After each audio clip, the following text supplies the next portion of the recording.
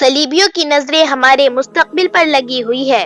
سلطان صلاح الدین ایوبی نے کہا، صلیبی حکمران اور فوجی حکام کہتے ہیں کہ وہ اسلام کو ہمیشہ کے لیے ختم کر دیں گے۔ وہ ہماری سلطنت پر قابض نہیں ہونا چاہتے۔ وہ ہمارے دلوں کے نظریات کو تلواروں سے کاٹنا چاہتے ہیں۔ میرے جاسوسوں نے مجھے بتایا ہے کہ صلیبیوں کا سب سے زیادہ اسلام دشمن بادشاہ فلپ آگسٹس کہتا ہے کہ انہوں نے اپنی قوم کو ایک مقصد دے دیا ہے اور ایک روایت پیدا کر دی ہے۔ اب صلیبیوں کی آنے والی نسلیں اس مقصد کی تکمیل کے لیے سرگرم رہیں گی۔ ضروری نہیں کہ وہ تلوار کے زور سے اپنا مقصد حاصل کرے، ان کے پاس کچھ حربے اور بھی ہیں۔ تقی الدین، جس طرح ان کی نظر مستقبل پر ہے، اسی طرح ہمیں بھی مستقبل پر نظر رکھنی چاہیے۔ جس طرح انہوں نے ہم میں غدار پیدا کرنے کی روایت قائم کر دی، اس طرح ہمیں ایسے ذرائع اختیار کرنے چاہیے کہ غداری کے جراثیم ہمیشہ کے لیے ختم ہو جائے۔ غداروں کو قتل کرتے چلے جانا کوئی علاج نہیں ہے۔ غداری کا رجحان ختم کرنا چاہیے۔ اقتدار کی حوث ختم کر کے حب رسول صلی اللہ علیہ وسلم پیدا کرنی ہے۔ یہ اسی صورت میں پیدا ہو سکتی ہے کہ قوم کی آنکھوں میں رسول اللہ صلی اللہ علیہ وسلم کے دشمن کا تصور موجود ہو۔ مسلمانوں کو معلوم ہونا چاہیے کہ صلیبیوں کی تہذیب میں ایسی بے حیائی ہے جو پرکشش ہے۔ قومیں ان کی تہذیب میں جذب ہوتی چلی جا رہی ہے۔ ان کے یہاں شراب بھی جائز ہے، عورتوں کا غیر مردوں کے ساتھ ناچنا کودنا اور تنہا رہنا بھی جائز ہے۔ ہمارے اور ان کے درمیان یہی سب سے بڑا فرق ہے کہ ہم عصمتوں کے پاسبان ہیں اور وہ عصمتوں کے ویاپاری ہے۔ یہی وہ فرق ہے جو ہمارے مسلمان بھائی مٹا دیتے ہیں۔ تقی الدین، تمہارا ایک محاذ زمین کے اوپر ہے، دوسرا زمین کے نیچے۔ ایک محاذ دشمن کے خلاف اور دوسرا اپنوں کے خلاف۔ اگر اپنوں میں غدار نہ ہوتے تو ہم اس وقت یہاں نہیں یوروپ کے قلب میں بیٹھے ہوئے ہوتے، اور صلیبی ہمارے خلاف اپنی حسین بیٹیوں کی بجائے کوئی بہتر ہتھیار استعمال کرتے اور اچھے قسم کی جنگی چالیں چلتے۔ ایمان کی حرارت تیز ہوتی تو اس وقت تک صلیب ایندھن کی طرح جل چکی ہوتی۔ تقی الدین نے کہا، مجھے آپ کی بہت سی دشواریوں کا علم یہاں آ کر ہوا ہے۔ محترم نور الدین جنگی بھی پوری طرح آگاہ نہیں کہ مصر میں آپ غداروں کی ایک فوج کے گھیرے میں آئے ہوئے ہیں۔ آپ ان سے کمک مانگ لے، انہیں مدد کے لیے کہیں۔ سلطان صلاح الدین ایوبی نے جواب دیا، تقی بھائی، مدد صرف اللہ سے مانگی جاتی ہے۔ مدد اپنوں سے مانگی جائے ہے یا غیروں سے، اپنا ایمان خراب کر دیتی ہے۔ صلیبیوں کی فوج ذرہ بختر میں ہے، میرے سپاہی معمولی سے کپڑوں میں ملبوس ہیں، پھر بھی انہوں نے صلیبیوں کو شکست دی ہے۔ ایمان لوہے کی طرح مضبوط ہو تو زرہ بختر کی ضرورت نہیں رہتی۔ زرہ بختر اور خندق تحفظ کا احساس پیدا کرتی ہے اور سپاہی کو اپنے اندر قید کر لیتی ہے۔ یاد رکھو، میدان میں خندق سے باہر رہو، گھوم پھر کر لڑو، دشمن کے پیچھے نہ جاؤ، اسے اپنے پیچھے لاؤ، مرکز قائم رکھو، پہلوؤں کو پھیلا دو اور دشمن کو دونوں بازوؤں میں جکڑ لو۔ محفوظہ وہاں رکھو جہاں سے دشمن کے عقب میں جا سکے۔ چھاپا ماروں کے بغیر کبھی جنگ نہ لڑنا، چھاپا ماروں سے دشمن کی رسد تباہ کراؤ، وہ رسد جو پیچھے سے آئے اور وہ بھی جو دشمن اپنے ساتھ رکھے۔ چھاپا ماروں کو دشمن کے جانوروں کو مارنے یا ہراساں کرنے کے لیے استعمال کرو۔ آمنے سامنے کی ٹکر سے بچو، جنگ کو طول دو، دشمن کو پریشان کیے رکھو۔ میں جو فوج چھوڑ چلا ہوں یہ محاذ سے آئی ہے، اس نے شوبک کا قلعہ سر کیا ہے، اس نے دشمن کی آنکھ سے آنکھ ملائی ہے، اپنے سپاہیوں کو شہید کر کے آئی ہے۔ اس فوج میں جان پر کھیل جانے والے چھاپا مار دستے بھی ہیں، اسے صرف اشارے کی ضرورت ہے۔ میں نے ہی فوج میں ایمان کی حرارت پیدا کر رکھی ہے۔ کہیں ایسا نہ ہو کہ تم اپنے آپ کو بادشاہ سمجھ کر اس فوج کا ایمان صحیح کر دو۔ ہم پر جو حملہ ہو رہا ہے وہ ہمارے ایمان پر ہو رہا ہے۔ صلیبی تمدن کے اثرات بڑی تیزی سے مصر میں آ رہے ہیں۔ سلطان صلاح الدین ایوبی نے اپنے بھائی تقی الدین کو پوری تفصیل سے بتایا کہ سوڈان میں مصر پر حملے کی تیاریاں ہو رہی ہیں۔ سوڈانیوں میں اکثریت وہاں کے حبشیوں کی ہے جو مسلمان ہیں نہ عیسائی۔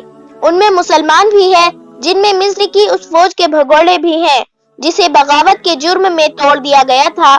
سلطان صلاح الدین ایوبی نے کہا، لیکن گھر بیٹھے دشمن کا انتظار نہ کرتے رہنا، جاسوس تمہیں خبریں دیتے رہیں گے۔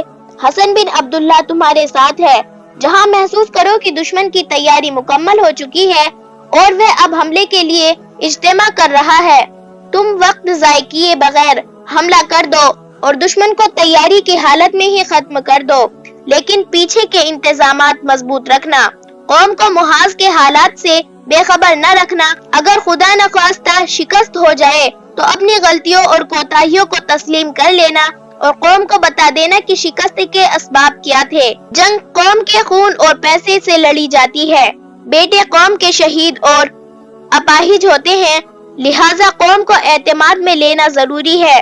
جنگ کو بادشاہوں کا کھیل نہ سمجھنا، یہ ایک قومی مسئلہ ہے، اس میں قوم کو اپنے ساتھ رکھنا۔ میں نے جس فاطمی خلافت کو معجول کیا تھا اس کے حواری ہمارے خلاف سرگرم ہے۔ معلوم ہوا ہے کہ انہوں نے در پردہ اپنا خلیفہ مقرر کر رکھا ہے۔ ان کا خلیفہ العازد تو مر گیا ہے، لیکن وہ خلافت کو اس امید پر زندہ رکھے ہوئے ہے کہ سوڈانی مصر پر حملہ کریں گے، ہماری فوج بغاوت کرے گی اور صلیبی چپکے سے اندر آ کر فاطمی خلافت بحال کر دیں گے۔ فاطمیوں کو حسن بن عبداللہ اور کوتوال غیاث بلبیس تمہارے ساتھ رہیں گے، یہ اس زمین دوز گروہ پر نظر رکھیں گے۔ فوج کی بھرتی تیز کر دو اور انہیں جنگی مشقیں کراتے رہو۔ حسن بن عبداللہ نے کہا، تھوڑے ہی عرصے سے ہمیں اطلاع مل رہی ہے کہ مصر کے جنوب مغرب علاقے سے فوج کے لیے بھرتی نہیں مل رہی ہے، یہ بھی معلوم ہوا ہے کہ وہاں کے لوگ فوج کے خلاف ہوتے جا رہے ہیں۔ علی بن سفیان نے پوچھا، معلوم کرایا ہے کہ باعث کیا ہے؟ حسن بن عبداللہ نے کہا، میرے 2 مخبر اس علاقے میں قتل ہو چکے ہیں، وہاں سے خبر لینا آسان نہیں، تاہم میں نے نئے مخبر بھیج دیے ہیں۔ غیاث بلبیس نے کہا، میں اپنے ذرائع سے معلوم کر رہا ہوں، مجھے شک ہے کہ اس وسیع علاقے کے لوگ کسی نئے وہم میں مبتلا ہو گئے ہیں۔ یہ علاقہ دشوار ہے، گزار ہے، لوگ سخت جان ہیں، لیکن عقیدے ڈھیلے اور تہمت پرست ہے۔ سلطان صلاح الدین ایوبی نے کہا، توہم پرستی بہت بڑی لعنت ہے، اس علاقے پر نظر رکھو اور وہاں کے لوگوں کو تہمات سے بچاؤ۔ 3-4 روز بعد کرک کے قلعے میں بھی ایک اجلاس منعقد ہوا، وہ صلیبی حکمرانوں اور فوج کے اعلیٰ کمانڈروں کا اجلاس تھا۔ انہیں یہ تو معلوم تھا کہ سلطان صلاح الدین ایوبی فلسطین کا ایک قلعہ شوبک لے چکا ہے اور اب کرک پر حملہ کرے گا۔ انہیں اس احساس نے پریشان کر رکھا تھا کہ اگر مسلمانوں نے کرک کو بھی شوبک کی طرح فتح کر لیا تو یروشلم کو بچانا مشکل ہو جائے گا۔ صلیبی جان گئے تھے کہ سلطان صلاح الدین ایوبی سنبھل کر آگے بڑھ رہا ہے، وہ ایک جگہ لے لیتا ہے، فوج کی کمی نئی بھرتی سے پوری کر لیتا ہے، اسے پرانی فوج کے ساتھ ٹریننگ دیتا ہے، اور جب اسے یقین ہو جاتا ہے کہ وہ ٹکر لینے کے قابل ہو گیا ہے تو آگے بڑھ جاتا ہے۔ چنانچہ وہ کرک کے دفاع کو مضبوط کر رہے تھے اور باہر آ کر لڑنے کی بھی اسکیم بنا چکے تھے، مگر اس اجلاس میں انہیں اپنی اسکیم میں رد و بدل کی ضرورت محسوس ہو رہی تھی، کیونکہ ان کی انٹیلیجنس کے سربراہ ہرمن نے انہیں سلطان صلاح الدین ایوبی کی فوج اور مصر کے تازہ حالات کے متعلق انقلابی خبریں دی تھی۔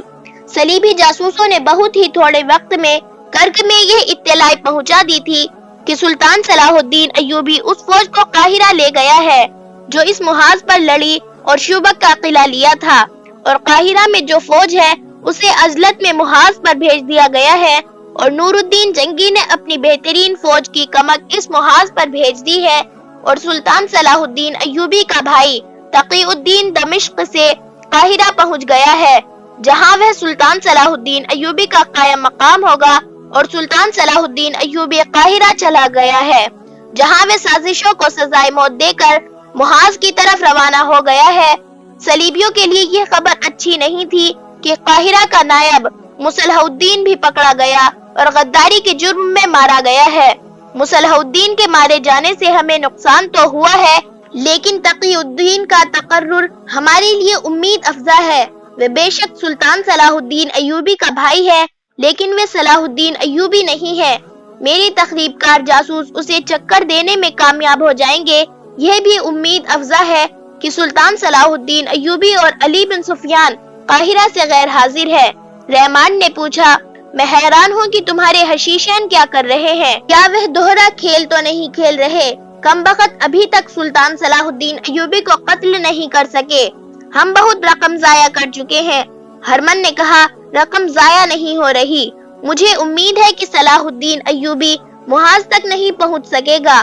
اس کے ساتھ 24 باڈی گارڈ قاہرہ گئے ہیں، ان میں 4 حشیشین ہیں۔ ان کے لیے موقع آ گیا ہے، میں نے انتظامات کر دیا ہے، وہ صلاح الدین ایوبی کو راستے میں قتل کر دیں گے۔ فلپ آگسٹس نے کہا، ہمیں خوش فہمیوں میں مبتلا نہیں رہنا چاہیے۔ یہ فرض کرو کہ سلطان صلاح الدین ایوبی قتل نہیں ہو سکا اور وہ زندہ و سلامت محاذ پر موجود ہے۔ اس کے پاس اب تازہ دم فوج ہے، اس نے نئی بھرتی کو ٹریننگ دے دی ہے اور اسے نور الدین جنگی کی کمک مل گئی ہے۔ اس نے شوبک جیسا مضبوط اڈا بھی حاصل کر لیا ہے، لہٰذا اب اس کی رسد قاہرہ سے نہیں آئے گی۔ شوبک میں اس نے بے شمار رسد جمع کر لی ہے۔ اس صورت میں ہمیں کیا کرنا چاہیے؟ میں اسے موقع نہیں دینا چاہتا کہ وہ کرگ کا محاصرہ کر لے اور ہم محاصرے میں لڑے۔ ایک اور صلیبی حکمراں نے کہا، اب ہم محاصرے تک نوبت نہیں آنے دیں گے، ہم باہر لڑیں گے اور اس انداز سے لڑیں گے کہ شوبک کا محاصرہ کر لے۔ فلپ آگسٹس نے کہا، صلاح الدین ایوبی صحرائی لومڑی ہے، اسے صحرا میں شکست دینا آسان نہیں ہے۔ وہ ہمیں شوبک کے محاصرے کی اجازت دے دے گا مگر ہمارا محاصرہ کر لے گا۔ میں اس کی چالیں سمجھ چکا ہوں، اگر تم اسے آمنے سامنے لا کر لڑا سکتے ہو تو میں تمہیں فتح کی ضمانت دے سکتا ہوں، مگر تم اسے سامنے نہیں لا سکو گے۔ بہت دیر بحث مباحثے کے بعد یہ فیصلہ ہوا کہ نصف فوج کو قلعے سے باہر بھیج دیا جائے اور صلاح الدین ایوبی کو فوج کے قریب خیمہ زن کر دیا جائے اور اس کی فوج کی نقل و حرکت پر گہری نظر رکھی جائے۔ اس اسکیم میں باہر لڑنے والی فوج کی تعداد کے متعلق فیصلہ کیا گیا کہ سلطان صلاح الدین ایوبی کی فوج سے 3 گنا نہ ہو تو 2 گنی تو ضرور ہو۔ عقب سے حملے کے لیے الگ فوج مقرر کی گئی اور پلان میں یہ بھی شامل کیا گیا کہ مسلمان فوج کی کمک اور رسد شوبک سے آئے گی، لہٰذا شوبک اور مسلمانوں کے درمیانی فاصلے کو چھاپا ماروں کی زد میں رکھنے کو انتظام کیا جائے۔ فوجی کمانڈروں نے کہا کہ سامنے سے اتنی زیادہ قوت سے حملہ کیا جائے کہ صلاح الدین ایوبی جم کر لڑنے پر مجبور ہو جائے۔ صلیبیوں کو دراصل اپنی بختر فوج پر بھروسہ تھا، ان کی بیشتر فوج ذرہ پوش تھی، سروں پر آہنی خود تھے، پیشانیوں سے ناک اور منہ تک چہرے آہنی خودوں کے مضبوط نقابوں میں ڈھکے ہوئے تھے۔ انہوں نے اونٹوں کو بھی ذرہ پوش کر لیا تھا، اونٹوں کے سروں پر آہنی غلاف چڑھا دیے گئے تھے اور پہلوؤں کے ساتھ لوہے کی پتریاں لٹکی تھی جو تیروں کو روک لیتی تھی۔ انہوں نے کوشش کی تھی کہ بہتر قسم کے گھوڑے حاصل کر سکے۔ یورپی ممالک سے لائے ہوئے گھوڑے صحرا میں جلدی تھک جاتے اور پیاس سے بے حال ہو جاتے تھے۔ صلیبیوں نے عرب علاقوں سے گھوڑے خریدے تھے مگر ان کی تعداد اتنی زیادہ نہیں تھی۔ انہوں نے مسلمانوں کے قافلوں سے گھوڑے چھیننے شروع کر دیے تھے، گھوڑے چرائے بھی تھے۔ سلطان صلاح الدین ایوبی کے گھوڑے بہتر تھے۔ عرب نسل کے یہ صحرائی گھوڑے پیاس سے بے نیاز میلوں بھاگ سکتے تھے۔ ان جنگی تیاریوں اور اہتمام کے علاوہ صلیبیوں نے نظریات جنگ کا محاذ کھولا تھا۔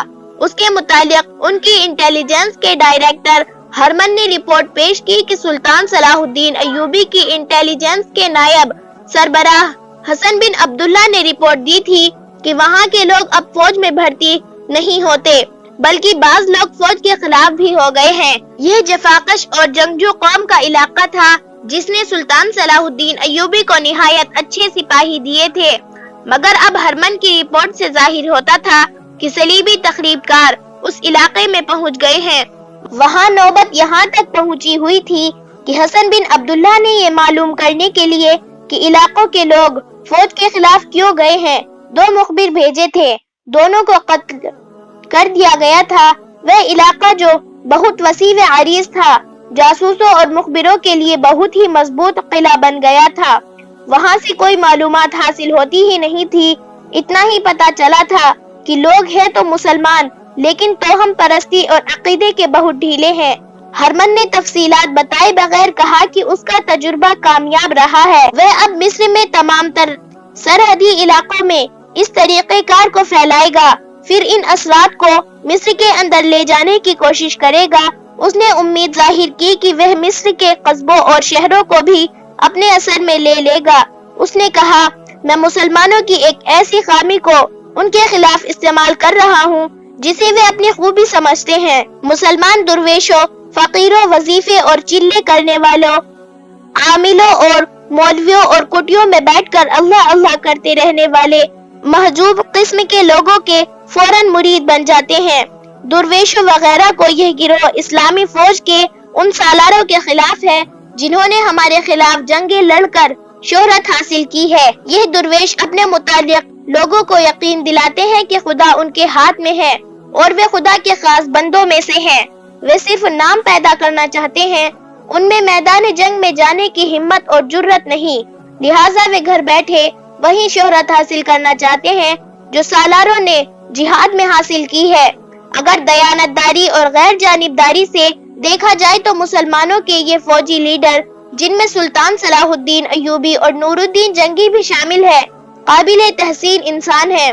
ان میں سے جنہوں نے یورپ تک اسلام پھیلا دیا اور اسپین کو اپنی سلطنت میں شامل کر لیا تھا، بعض طور پر حق رکھتے ہیں کہ قوم اپنی عبادت میں بھی ان کا نام لے، مگر ان کے خلیفاؤں نے اپنا نام ابتدا میں شامل کر کے فوجی لیڈروں کی اہمیت گھٹا دی ہے۔ اس کے ساتھ مسلمانوں میں نام نہاد عالموں اور اماموں کا ایک گروہ پیدا ہوا جو عمل سے گھبراتا تھا۔ انہوں نے کہا کہ جو کچھ ہے وہ عالم اور امام ہے۔ وہ گروہ خلیفاؤں کی آڑ میں جہاد کے معنی مسک کر رہا ہے تاکہ لوگ جہاد میں جانے کی بجائے ان کے گرد جمع ہو اور انہیں خدا کے برگزیدہ انسان مانے۔ ان کے پاس پر اسراری باتیں کرنے کو ایسی طلسماتی انداز ہے کہ لوگ یہ سمجھنے لگے ہیں کہ ان برگزیدہ انسانوں کے سینے میں وہ راز چھپا ہوا ہے جو خدا نے ہر بندے کو نہیں بتایا۔ چنانچہ سیدھے سادے مسلمان ان کے جال میں پھنستے جا رہے ہیں۔ میں انہی عالموں اور درویشوں کو استعمال کر رہا ہوں۔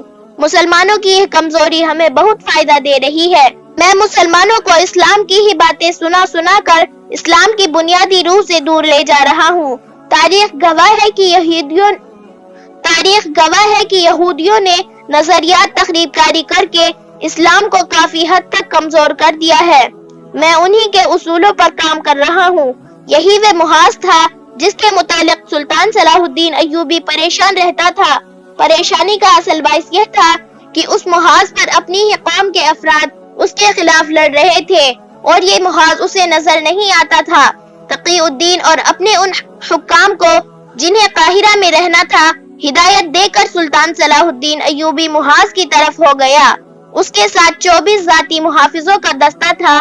صلیبیوں کو باڈی گارڈز کی نفری کا علم تھا اور انہیں یہ بھی علم تھا کہ اس دستے میں 4 حشیشین ہیں جو نہایت کامیاب اداکاری سے اور بہادری سے کارناموں سے محافظ دستے کے لیے منتخب ہو گئے تھے۔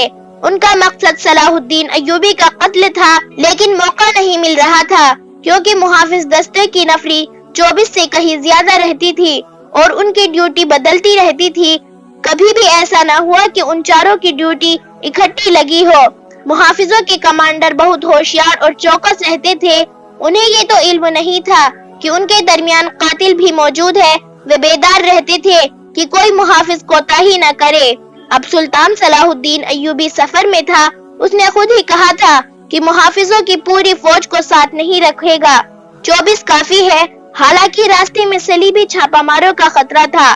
سلطان صلاح الدین ایوبی قاہرہ سے دن کے پچھلے پہر روانہ ہوا تھا۔ آدھی رات سفر میں، باقی آرام میں گزری۔ شہر کی تاریکی میں اس نے کوچ کا حکم دیا۔ دوپہر کا سورج گھوڑوں کو پریشان کرنے لگا تو ایسی جگہ یہ قافلہ رک گیا جہاں پانی بھی تھا، درخت بھی اور ٹیلوں کا سایہ بھی تھا۔ ذرا سی دیر میں سلطان صلاح الدین ایوبی کے لیے خیمہ نصب ہو گیا۔ اس کے اندر سفری چارپائی اور بستر بچھا دیا گیا۔ کھانے پینے سے فارغ ہو کر سلطان صلاح الدین ایوبی اونگنے کے لیے لیٹ گیا۔ 2 محافظ خیمے کے آگے اور پیچھے کھڑے ہو گئے۔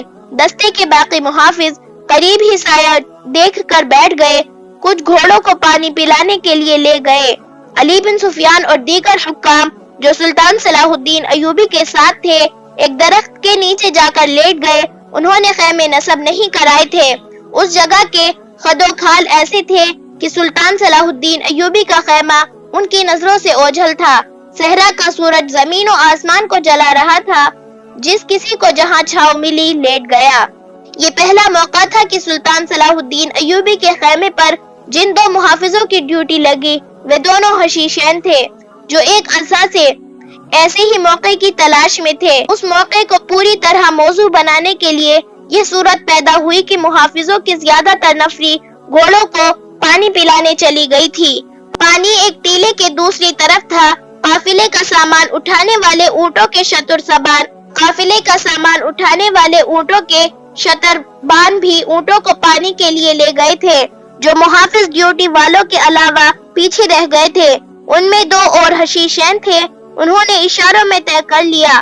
سلطان صلاح الدین ایوبی کے خیمے کے سامنے کھڑے محافظ نے خیمے پردہ ذرا سا ہٹا کر اندر اور باہر والوں کو اشارہ کیا۔ سلطان صلاح الدین ایوبی اس حالت میں گہری نیند سویا ہوا تھا۔ اس کی پیٹھ خیمے کے دروازے کی طرف تھی۔ محافظ دبے پاؤں اندر چلا گیا۔ اس نے خنجر نہیں نکالا، تلوار نہیں نکالی، بلکہ اس کے ہاتھ میں جو برچھی تھی وہ بھی اس نے خیمے کے باہر رکھ دی تھی۔ ہر محافظ کی طرح قوی ہیکل جوان تھا۔ دیکھنے میں وہ سلطان صلاح الدین ایوبی کے نسبت 2 گنا نہیں تو 1.5 گنا طاقتور ضرور تھا۔